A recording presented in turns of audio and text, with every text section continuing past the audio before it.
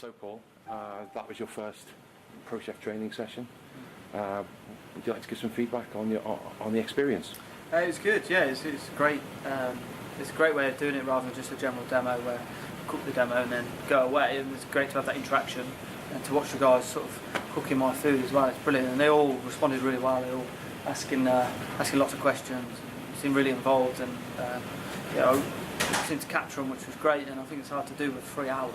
Really try and keep them involved, but they all look pretty excited by it and enjoyed the food. So no, I'm really happy with it. And from a personal point of view, walking into a completely unknown kitchen, without any prep, did you feel under pressure? Yeah, it's a bit of a challenge because the guys are there waiting for you. I don't know the kitchen, I don't know where anything is. Fortunately, I brought a comic with me so he can run for me. It's always a bit of a challenge because these guys, they want you to hit the ground running. You've got to catch them early and keep them captivated, otherwise they're going to lose interest. But no, I think I got it together, and I felt a bit unorganised at first, but we got there. Yeah.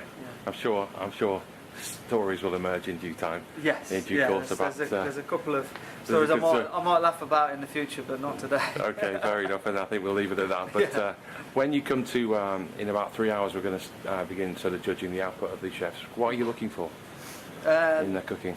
I'm looking for just appreciating the things that I was passing on to them. So the quality of the cooking. I'm not looking for exactly replicas of the dish, because they've only seen it once. It's not fair for them to ask to produce it exactly how I want it. So the fish and the meat being beautifully cooked and beautifully seasoned, a right balance on the plate with the acidity and the bitterness elements that we have, and just being beautifully executed. I think they're the important things that I want to look for today.